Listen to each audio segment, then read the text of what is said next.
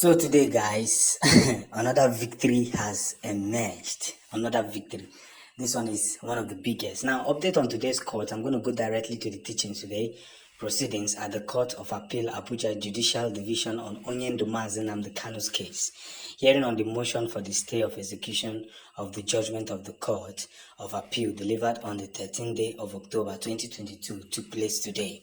It was indeed an superlative outing as our defense team, eminently led by our indefatigable chief Mike Ozekome, San, practically removed the legal carpet from the feet of federal government today.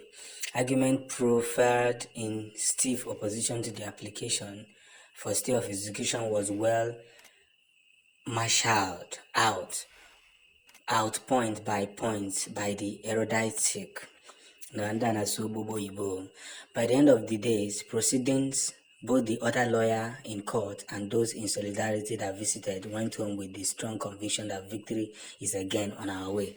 The federal government application for stay of execution, which is not only grossly incompetent but also a grave affront to the sanctity of the orders of the Court of Appeal, which decision of the same court they are now seeking equitable remedy to be stayed by the same court. Orders of the court must be obeyed and its sanctity must be respected by the federal government of Nigeria. He who goes to equity must come with clean hands. He who goes to equity must go with clean hands. Is right, and as rightly submitted by the learned erudite Sikh Chief Ozokome San, that there is no rest to be stayed in the present case, and orders of the court cannot be made to stay the constitutional guaranteed rights of a citizen. The only available option for the federal government in the circumstances of this case is to kindly obey the order made by the Court of Appeal and consequently allow Onyendumazi and the Kanu to go home as ordered by Court of Appeal. I want to emphasize once again that the erudite judgment of the Court of Appeal on Onyendu's case has gripped the federal government like an irreversible rigor mortis. It has held them in a vice-like grip. There is no chance of extradition whatever. In conclusion, we are very certain of victory once again because Chukwuka Abiyama is always on the throne. Ruling on the argument canvassed today has been reserved to a date to be communicated to the parties. However, we have in addition filed an application for the enforcement of Onyendu's fundamental right to liberty and freedom of movement, which are now being grossly violated by the federal government of Nigeria for refusing to obey the order of the Court of Appeal, which discharged Onyendu since the 13th day of October 2022. As it stands today, there is no order of court sanctioning Onyendu detention since the 13th day of October 2022. He was freed. He is being illegally and unlawfully held in the custody of the State Security Service since the 13th day of October 2022, which is DSS.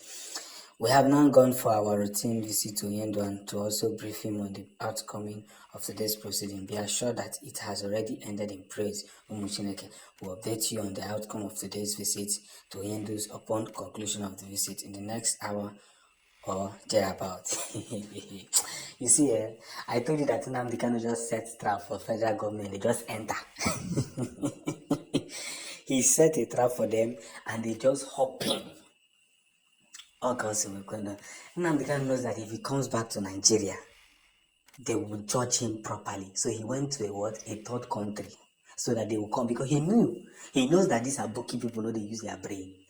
They will definitely come for him because they feel they have every territorial power in Africa.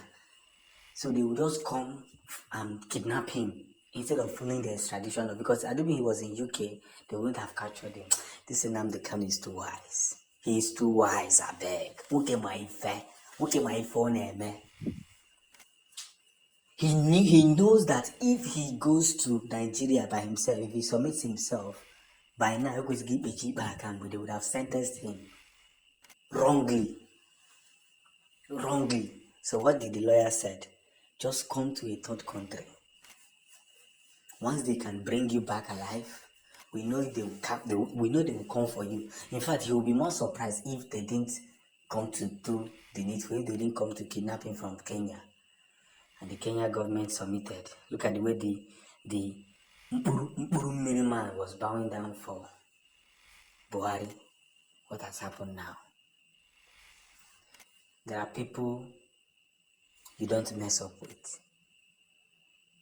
When you mess up with them, you find yourself running around. You find yourself going gagacious. Hey, this is a clearer message that one must understand that Mazi Nnamdi Kanu has been right all the while. And I want to say it on this platform again, if you are killing any soldier, any police, any Igbo man that is innocent, you are not fighting for Biafra. You are not.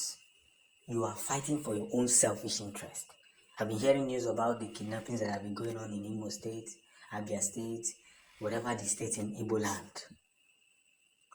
You are going for your own selfish interest, not for Nnamdi Kanu. Nnamdi Kanu made a video a few months ago in the court that the violence in the Southeast should stop. So those who are still violating that order are not ESN. They are criminals. And some of them have been captured. Oh, I am ESN. No, you are not ESN, because the main purpose of Eastern Security Network is to protect the Southeast and the South-South. So if you are not doing the purpose, then you are a criminal. And one good turn deserves another, and one bad turn deserves another. I'm saying it in this platform because I don't want somebody to come and say we need to warn you people.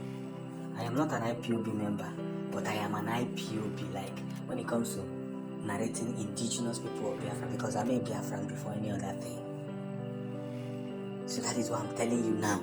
If any activity that you are doing in the Southeast that goes, because for Nnamdi Kanu to be victorious in court, because I don't think he didn't say the truth, he would have still remained in the court.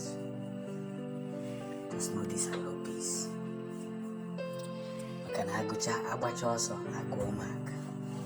Agucha Mark, it's a let's be guided.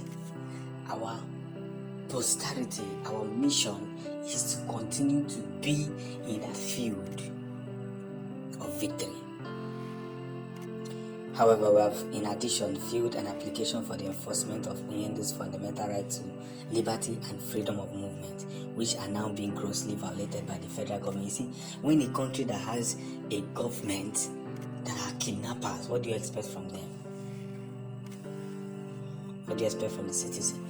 When you ask yourself this question, you now find out the truth. Team for Jesus, team. We must continue. We must continue to shine. God bless Nnamdi Kanu. God bless the Republic of Biafra. God bless Onyendu's lawyer, Evariste Jumafo, and San, who has always been on top of this matter. God bless you all, and God bless. God bless. Yadiba, Umuchineke Dalono.